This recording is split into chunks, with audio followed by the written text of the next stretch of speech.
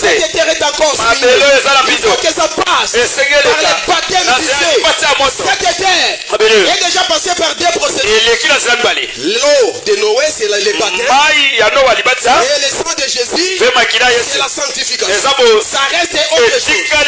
Le baptême de feu. Et ça va passer d'abord par le feu pour que lui puisse aller. Ainsi, il a purifié un corps. Et il a purifié l'âne. Et il est monté sur cet âne. L'âne devient saint. Et il entre dans la nouvelle Jérusalem avec des cris de joie, avec des alléluia, avec des acclamations. C'est pourquoi Zacharie soit transporté dans les filles de Sion. Filles de Sion, est-ce que vous êtes là? J'acclame. J'adore. Alléluia. Je prends les prophètes. Que cette joie-là puisse produire beaucoup de résultats dans votre vie ce soir même. Je prends l'infaillibilité de la parole. Prêcher le 4 avril 1955. Paragraphe 55. L'autre jour, j'étais à Mexico City. Où des grands bâtiments d'imposants gratte-ciel basculent vers l'arrière de plusieurs centimètres. Branham avait vu ça. La technologie. Quand ils avaient construit, c'était très bien posé. Mais après quelques années, il a vu que ça commençait à se basculer en allant en arrière. En arrière, par plusieurs centimètres. Après aller tomber. C'était à Mexico City. Il dit ça s'enforce de plusieurs milliers par année. Ça s'enforce toujours. Chaque année ça continue à aller. Ça signifie que l'homme du monde a fait ça. Cela n'a pas de durée. Ce sont des choses éphémères. Amen. Mais, oh frère, ce fondement. Quel fondement? Le fondement où Jacob avait vu l'échelle posée. Il dit, oh mes frères, ce fondement de ce chemin glorieux, Saint-Esprit, sur lesquels nous voyageons ce soir, c'est quoi? L'échelle de Jacob est attachée au trône de Dieu et au cœur de Jésus. Au trône de Dieu et au cœur de Jésus. Des choses. Le trône de Dieu, ici sur la terre, Dieu, Jésus-Christ a un cœur. Si tu ne comprends pas, si tu ne connais pas, je vais te dire aujourd'hui, David était le cœur de Dieu. Un homme. Et il dit, un roi selon le cœur de Dieu. Il n'était pas un prophète. Il était toujours un homme. Il est de la famille. Le cœur de Dieu. Et il mène. Alléluia. Et aujourd'hui, Alléluia. L'échelle de Jacob qui nous mène vers ce chemin de la gloire. Ce soir est attaché au trône et au Père de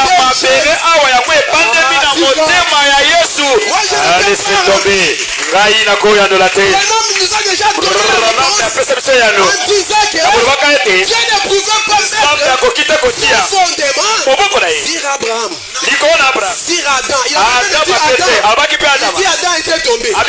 Il nous a dit même Abraham, même Jacob, même pas aussi David était le cœur de Dieu. Mais à ces derniers jours, oh gloire, il cherchait des places. Il dit à sa première liboso. Les oiseaux du ciel. Bandeke ya likolo. Baza bazumbu na bango. Oh magambala. Baza bomba lusu ya bango. Ngai mwana na moto. Aosanga te esika mpona nalisa mutu na ngai. Jacob avait posé la tête. Yataki mutu. Likolo na libanga moko. Lelo. Yesu Kristo. Azoluka esika. Atia mutu na ye. Lokola Jacob. Ataki mutu na ye. Lelo. Yesu aza na esika te. Na olobela bino. Na olobela bino mokolole. Ozali wana. Nakoki te kotia bana monoko. Nakoki mpe kokobela bino mosala te. Nakokona suka. Yesu azwi esika moko. Okoki kotia mutu na ye. Esika ya Nzambe. Mpona kotia mutu na ye. Eza wapi? Brahma alobi. Oyo ngwanda liboso. Ezaki na lola. Ngwanda mibale. Ezaki kati na Yesu Kristo. Ngwanda ya misato. Ezaki kati na motema na moto. Ala ngwanda ya misato ya Nzambe. Ezala bokoza bakosi maboko. Kokama bokoma. Bana Yerusaleme. Soyez transportés des jours. Bana bosi ya Siona. Aujourd'hui, Lelo. prochain de Jacob. Kuyembelaka na Jacob.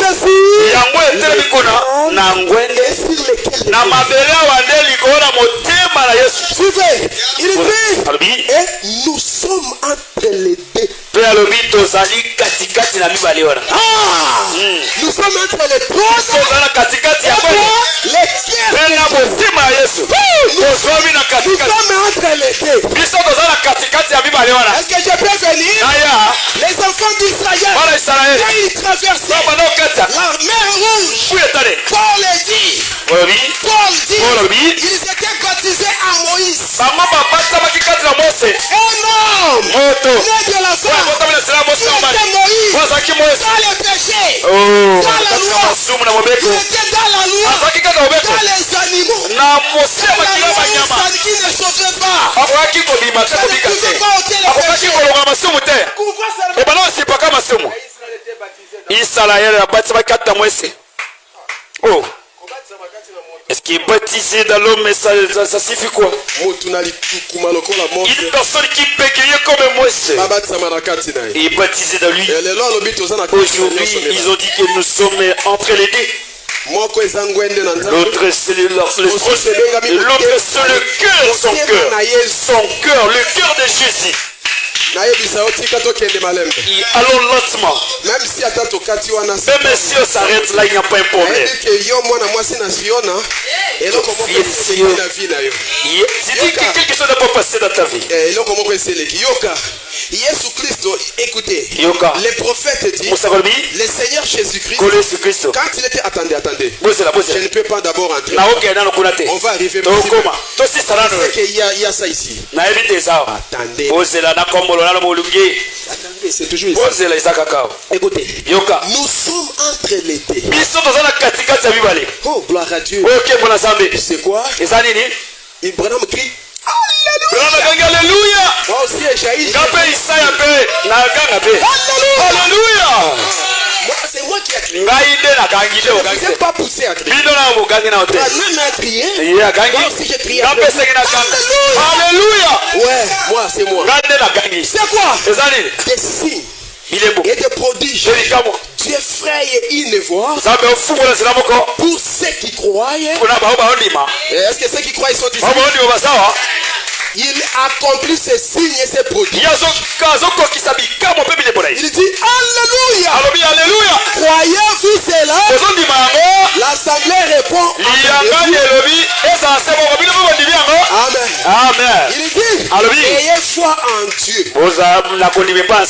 Ne doutez pas cela. Il dit prions. Bon, suivez maintenant la prière.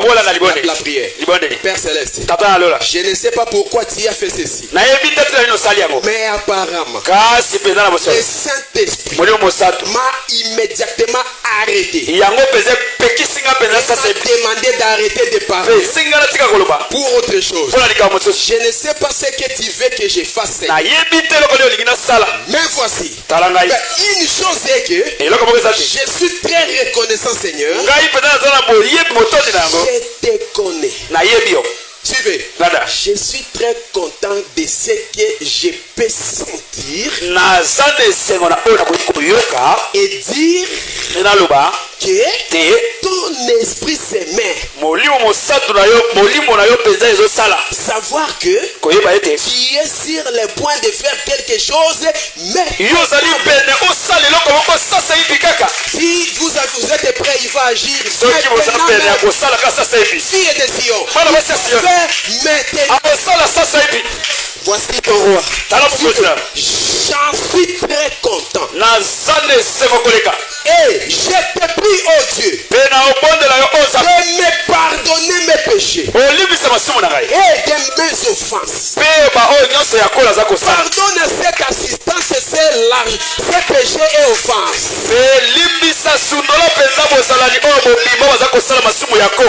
Pardonnez-les. Croyez-vous que Dieu vous a pardonné? Parce que Dieu a dit au prophète que quand il prie, rien ne résistera à sa prière. Et Dieu a exaucé même ce soir la prière du prophète. Et nous sommes pardonnés. Et oh Dieu, nous ouvrons largement notre cœur.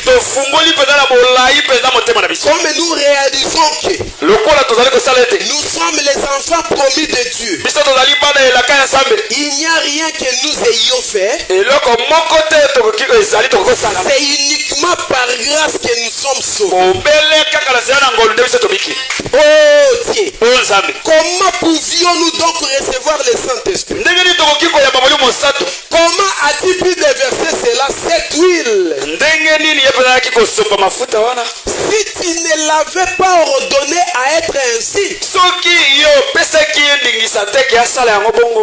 nous étions étrangers à Dieu, sans espoir, sans promesse, sans rien. Nous sommes dans le monde. Nous étions sans Dieu, sans Christ, mouvant comme cette maison-là de l'Amérique là à Chicago qui est construite sur les sables mouvants. Nous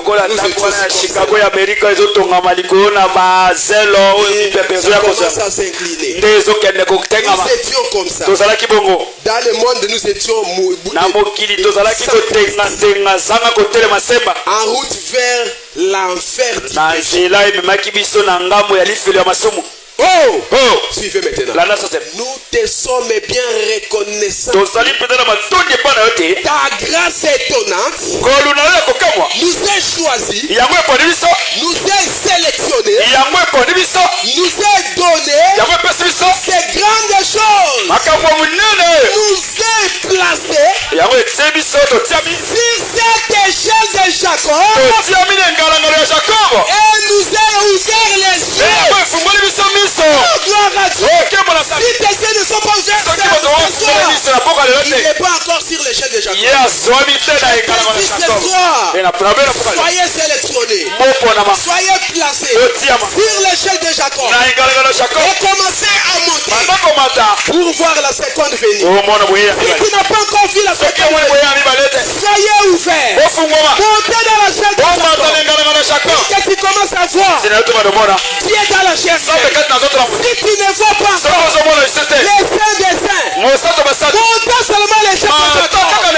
Que tes yeux soient ouverts pour voir aujourd'hui comment Dieu et l'homme sont devenus un. Si tu n'as pas encore vu les millénaires, soyez transportés dans les chaînes de Jacob. Que tes yeux soient ouverts et que tu montes là-haut pour voir que les milléniaux maintenant oh, gloire à Dieu. Si tu n'as pas encore vu, montez les chaînes de Jacob. Que tes yeux soient ouverts pour aller voir quoi encore? L'enlèvement. Et je suis déjà enlevé. Nous sommes bien reconnaissants, Seigneur. Tu nous as choisis. Tu nous as sélectionnés. C'est pourquoi nous poussons des cris de joie. Tu nous as donné des grandes choses, pas de petites choses. Prenons dit quoi? Des grandes choses. Amen, amen. Nous ayons placés sur cette échelle et nous a ouvert les yeux. Seigneur, de sorte que nous savons que nous sommes assis ce soir avec l'armée. Parce que dans l'échelle de Jacob, il y avait les armées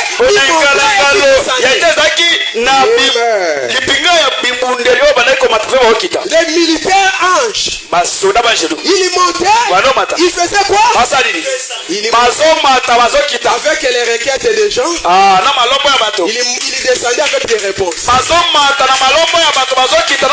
Et ce soir, le diable a commis l'erreur de parce qu'aujourd'hui, nous sommes placés sur cette même échelle. Le bonhomme me dit, nous sommes assis ce soir. Pas le matin, pas le jour passé, mais assis ce soir avec l'armée. Quelles sont ces armées? Ce sont des anges qui prennent vos requêtes. Sachez que quand vous allez sortir ici, vous ne sortirez pas vous rentrerez avec la réponse. Nous sommes assis ce soir avec l'armée constituée d'une grande cohorte d'anges.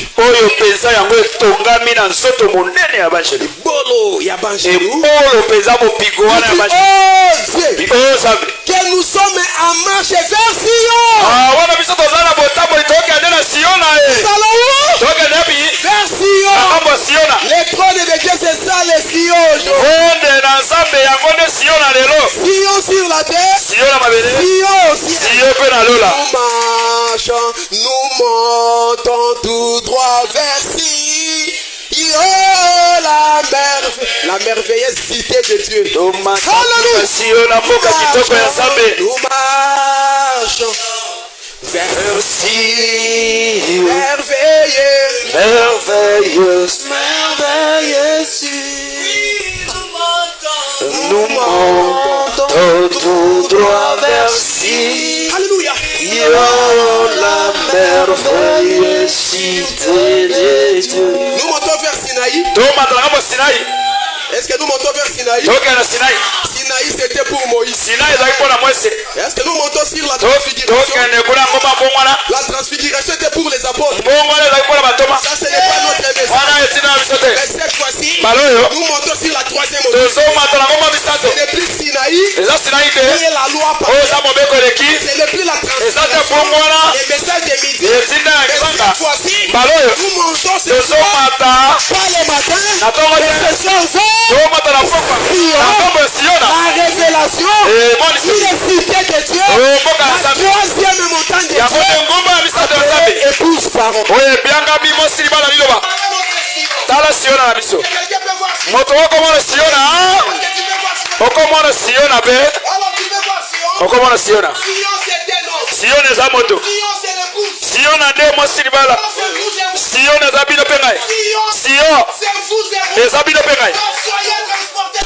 Mais maman ne sait pas.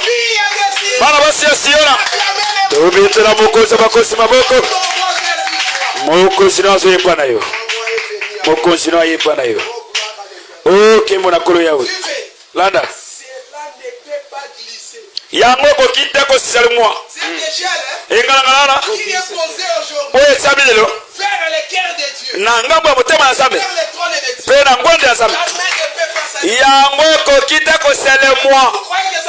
Oui, si vous êtes là, ça ne peut pas glisser. Mais si vous êtes en dehors de Sion, ça va glisser. C'est pourquoi, homme de Dieu, si nous voulons que nos églises ne tombent pas, ne glissent pas, posons nos églises sur Sion, ça ne peut pas glisser. Posons notre échelle sur Sion, ça ne peut pas glisser. Il y a un amen à cela. Prenons dit, ça ne peut pas glisser. Nous ne pouvons pas tomber. Il dit, oh Dieu, c'est toujours la prière. Hein? Il dit, oh Dieu. Les mondes pensent que nous sommes fous. Nenga ezali na bake naza levé bato ya mokili o ba ebi miso fungwa biti ba mata. Moi je parle là, les gens là ba mata révélation te qui n'ont pas de révélation parce que ils pensent que je suis fou. Oh, Branham me dit il faut que nous sommes fous. Pourquoi? Parce que nous marchons où? Ici, nous marchons jusqu'ici. Que nous marchons dans l'espace. Ils se sont fous. Ils sont élevés, ils sont fous. Ils sont montés l'échelle. Ils marchent aussi dans l'espace. Oui. Même si tu penses que je suis fou, même si tu penses que moi je marche à l'espace, je ne suis pas fou. Je marche à l'espace. Et je peux aller pour te dire, quand tu m'appelles fou, je te dis que je suis déjà enlevé. Est-ce que je peux continuer suivez. En pensant que nous marchons dans l'espace. Est-ce que tu es fou? Toi tu manges des foufous ici. Et tu fais aussi tu cherches des gibiers. Tu manges les tsakamade soir. Tu mets beaucoup de piment. Et tu dis que tu marches dans l'espace. Et ta tête fonctionne bien. Nous sommes dans les lieux célestes. Nous montons l'échelle de Jacob. Mais nous sommes soutenus, élevés. Ce n'est pas encore arrivé. Là, vous êtes en train de me regarder, c'est comme si je suis en train de commettre un je continue. Pareil à un aigle. Il ne bat plus les ailes. Il laisse seulement les fans de la révélation nous poussent. Il faut de ce côté. Vous n'êtes pas encore arrivé. Ça c'est toujours la prière. Nous avons été pris dans un enlèvement de la foi et de la gloire. Nous sommes pris où?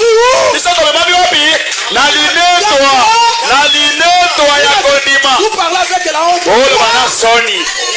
Dans l'enlèvement.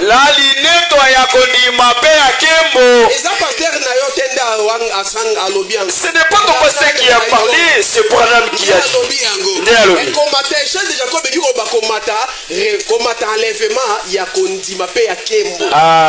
L'enlèvement de la foi et de la gloire. Oui, par la foi je suis enlevé. Tous les deux ensemble, la foi et la gloire. On a mélangé ça. Ce n'est pas moi. C'est lui-même. Même de la foi, même aussi de la gloire. On a mélangé ça ensemble. Amen, amen. Nous avons été pris dans un enlèvement de la foi et de la gloire.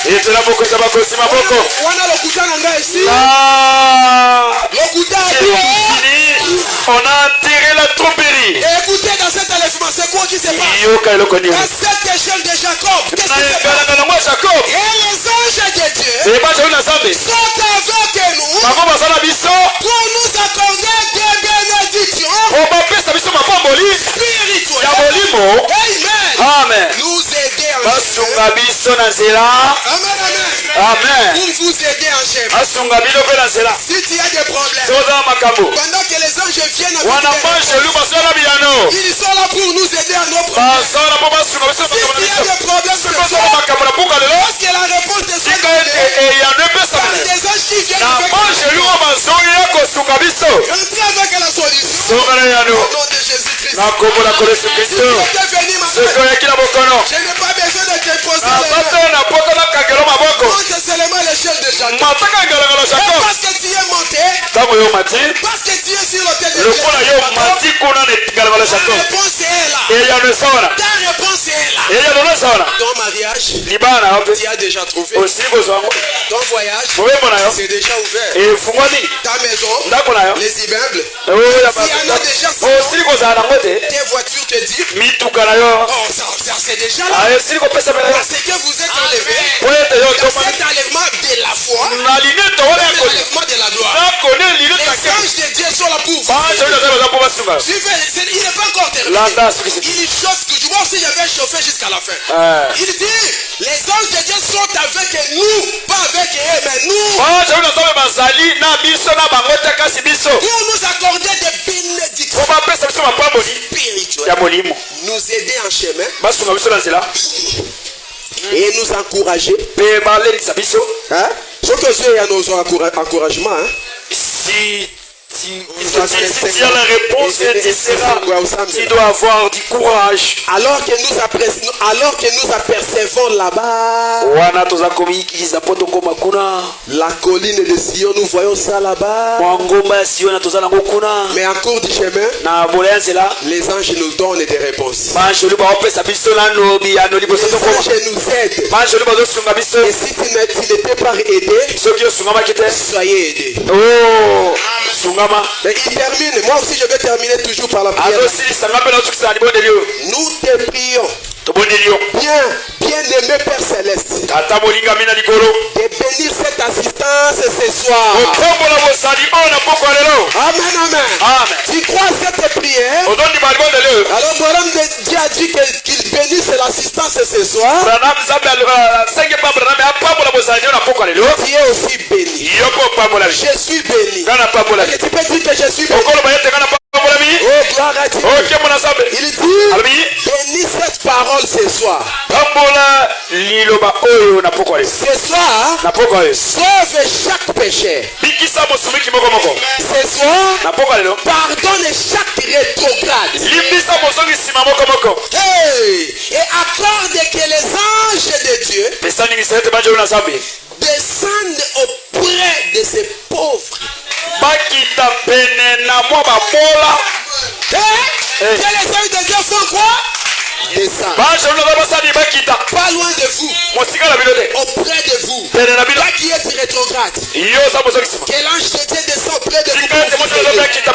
Toi qui es faible dans la foi. Que l'ange du Seigneur. Que les anges descendent auprès de vous. Pour vous donner le courage d'avancer.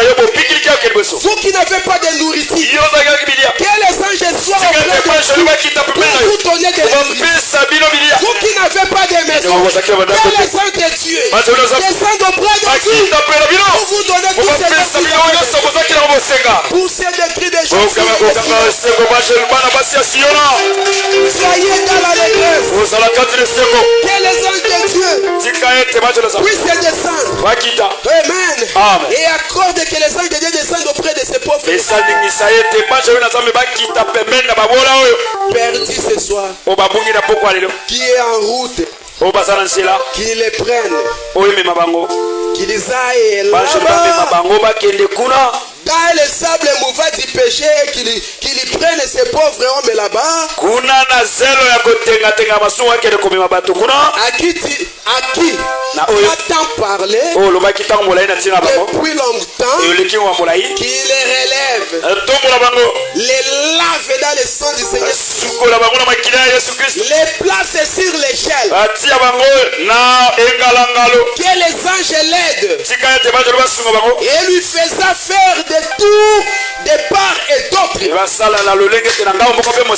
lui faisant monter et descendre l'échelle. Seigneur, alors que nous sommes en route vers la gloire, accorde-le Père. Suivez, guéris tous les malades et les affligés ce soir. Tire gloire du service. Benda Kembo na kati na yanga de la pokwa. Benda Kembo na kati na yanga de la pokwa. Nous demandons au nom de Jésus. Tosenge na komo ya Yesu. Il dit et avec nos têtes inclinées. Wana na mitula bisila ko. Je me demande à ce moment-ci. Nazali ko senga na tango. S'il y a un péché. Soki basuki mako. Oui, une pécheresse ici. Soki basuki mako ya mwasi awa. Qui dirait? Nani wazali? Qui dirait? Oya kolowa. Frère Branham. Deko bwana. Tu sais d'une façon ou d'une autre ce soir. Mon seul désir, et d'être sur cette route. J'aimerais me rassurer que mon encre, je suis membre de l'église. Oh oui, mais je sais que mon église est bâtie sur des sables mouvants. Ne restons pas seulement membres de l'église. Ça va passer les églises. Mais elle doit dérouler comme tout autre bâtiment. Ce bâtiment va tomber. Elle doit s'enfoncer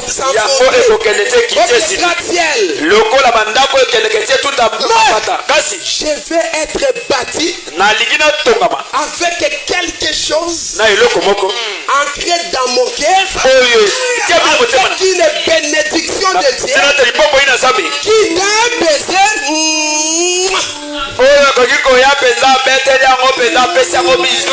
et ça ouvre tous mes péchés et m'appelle fille de Sion.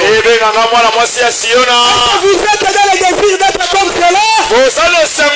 Acclamez le roi des rois. Acclamez le roi des rois. Je me sens très bien. Je sais que ce soir, quelqu'un est guéri. Je sais que ce soir, quelqu'un est béni. Je sais que ce soir, quelqu'un est pardonné. Je sais que ce soir, quelqu'un est sorti avec la joie dans son âme. Alléluia. Je termine avec Zacharie 2. Alors que nous nous mettons debout, nous lisons Zacharie chapitre 2. Les versets 7 à 10. C'est ce qui va nous transporter dans la joie. Et prépare-nous quelque chose là-bas. Le verset 7 il dit, sauve-toi Sion. Le verset 7 il dit quoi? Sauve-toi Sion. Le salut est déjà là. Voici les rois, voici ton roi est déjà là. Les distractions de quoi encore? De plaire pourquoi encore? Sauve-toi Sion. Parce que le salut est déjà là. Suivez. Toi qui habites chez la fille de Babylone.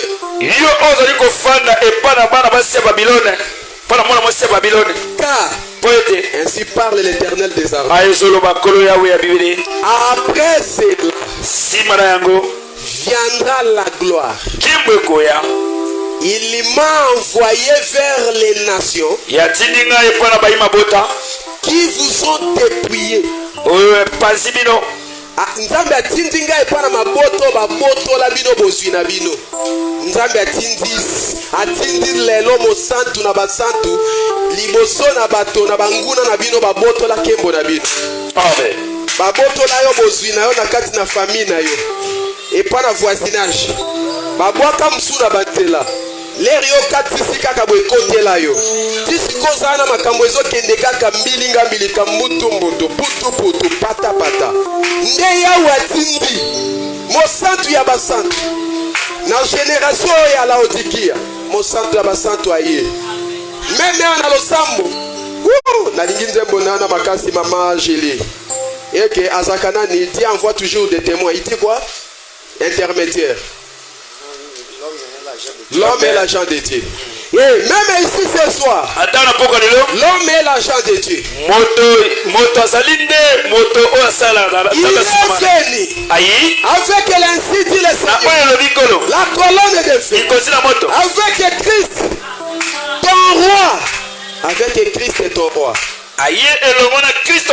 Likonzi na moto Kristo mokonzi na yo kati na nzoto na moto pamba pamba alati bilamba ya tombola pe bwaka otomboli obwaki ya ballon ya ise robe to pe chemise occasion kati na ye aye kotina gapo na ye bisayo qu'est-ce qui m'a dit de te dire? Il m'a envoyé vers les nations qui vous ont dépouillé. bapanzi bino babotola bino makoki na bino. Babotola bino makoki na bino. Babosi tout babotola bino. Yoka siko revendication. Car c'est lui qui vous a, c'est lui qui vous touche. Oete nano zo simba yo to mama yo. Ah, oya komeka yo. Nazoloba yango sika polele. Je dis ça ouvertement maintenant. Basala bino yango ebele lelo ekoki. Fini. Tosukisa yango lelo nde lelo. C'est fini. Et si lelo. C'est lui qui va vous toucher encore. Oya komeka kako simboli soso. La nuit d'aujourd'hui. Na butu lelo. Parce que vous rentrez ici. Sous la bénédiction. Sous la délivrance. Vous êtes déjà dans l'échelle déjà. Les anges vous protègent déjà. Vous êtes déjà sous la bénédiction. Maintenant, c'est lui qui va vous toucher. Nous sommes venus mettre fin à cela. C'est lui qui va vous toucher. Tu fais ce que la Bible dit. Il va toucher quoi? C'est lui qui vous touche. Touche la prunelle de son œil.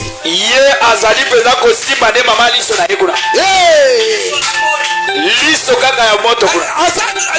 Ya liso na ye. Azosimba mama liso na esa ka eta mono. Yoka moto akosimba yo. Aozwa lisapi na ye moko omitia na liso na ye moko. Azako bituba liso na ye moko. Est-ce que tu crois cela?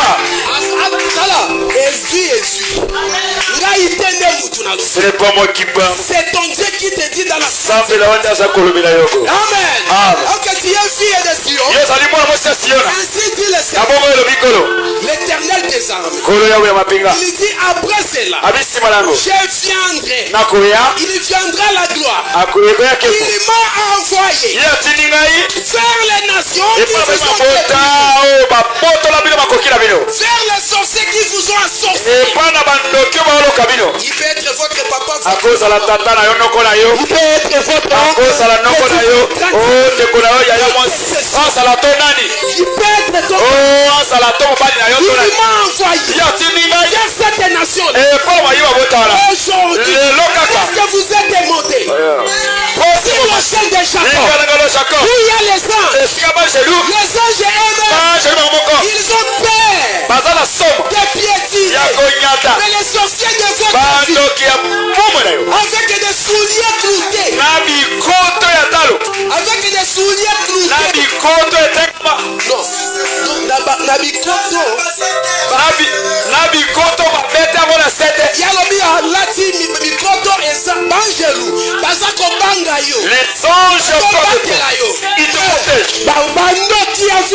les sorciers de ta avec des souliers cloutés.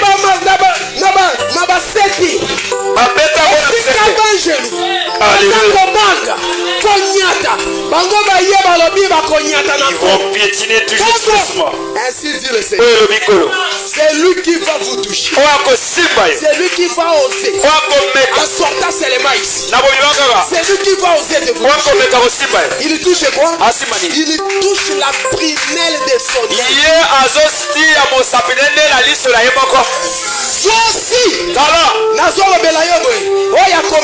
C'est lui qui va te toucher la vie d'aujourd'hui. Il met son doigt dans le visage de son chien. Et il va mourir. Même si ton père, même si ta maman, même qui. La Bible dit qu'il ne te touche pas. S'il est saint, il met son doigt dans le visage de son chien. Il ne doit plus se réveiller le matin. Si t'attends en route, lui il met son doigt dans le visage de son chien. Et ça n'a pas de visage. Et ça Bible dit et je te dis, même si ton grand, même oncle, même ta maman, même qui, lui met son doigt dans son chien. Il va au monde. Ainsi dit le Seigneur. Alléluia. Alléluia. Il dit, voici, je lève ma main contre elle. Dieu lève sa main contre cette elles seront la proie de ce qui leur était servi. Ye akozala koni na moto ezaki esuka ye. Ye akozala bilia ya bato oyo basalela ye. Amen. Akozala bilia ya bato basalela ye. Aloka bango, anyata bango. Il a piétiné. Soki ameki yo. S'il essaye aujourd'hui avec toi, la nuit d'aujourd'hui, ye akoma bilei ya bato. lui-même sera la nourriture de ceux qui lui a servi. Akoma bilei ya bato oyo basalela ye. Yango yazo continue. Il continue. Si soyez dans la joie fière. Il dit ceci.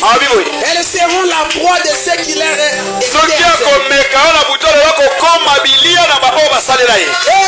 vous saurez que je suis l'Éternel des armées. Vous saurez que l'Éternel des armées m'a envoyé. Verset 10. Pousse tes cris dans les grâces. Et réjouis-toi. Fille de Sion. Réjouis-toi. Est-ce que fille de Sion, tu es là? Acclamez votre roi. Pousse tes cris dans les grâces. Et réjouis-toi. Fille de Sion. Car voici je viens. Vous le voyez ici dans la photo. Vous le voyez ici dans la photo. Il dit voici je viens. Je ferai quoi? Et j'habiterai au milieu de toi. Acclamez le roi des rois. Acclamez le roi des rois. Alléluia. Acclamez le roi des rois. Dis merci Seigneur. Dis merci Seigneur. Dis merci Seigneur. Dis je suis béni. Dis je suis béni. Répétez après moi. Je suis guéri. Dis que je suis béni. Dis que je suis élevé. Dis que je suis protégé. Ainsi dit le Seigneur. Soyez dans la joie. Soyez dans la détresse. Maintenant je prends tout ce que ces gens-là vous ont dépouillé. Moi je prends ça. Je les ravis. Nous les ravissons. Tout est bien. Toute est richesse. Ton intelligence. Ta chance. Ton boulot. Ton onction. Ton élévation. Ils vous ont envoûté. Ton argent. Je prends cela. Au trône. Et qui est le sommet de l'échelle de Jacob. Je deviens l'ange du Seigneur. Parce que le pasteur Dio de la chair. C'est un ange du Seigneur. Je prends tout est bien. Je descends avec ça sur l'autel de l'échelle de Jacob. Est-ce que c'est là au nom de Jésus? Qui était perdu dans ta vie? Est-ce que c'est là au nom de Jésus? Et ça rentre maintenant. S'ils ont été touchés, tu le bouges. Sois béni. Tu as déjà reçu. Déjà fini. Là où tu es, tout ce qui était perdu dans ta vie, je prends ça sur l'autel. Le trône de Dieu. Je descends avec ça. Je t'aime. Je t'étends. Ton onction. Ta puissance. Ton Saint-Esprit. Ta bénédiction. Ton élévation. Ton boulot. Ta gloire. S'il a réussi, c'est déjà fait. Et commencez à lui acclamer.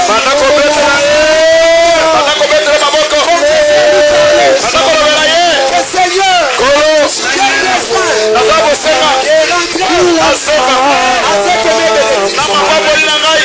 l'onction qui est ici, Les bénédictions qui est ici.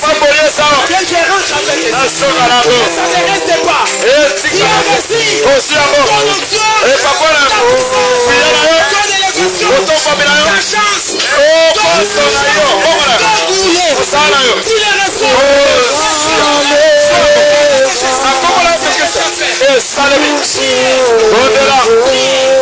Au-delà.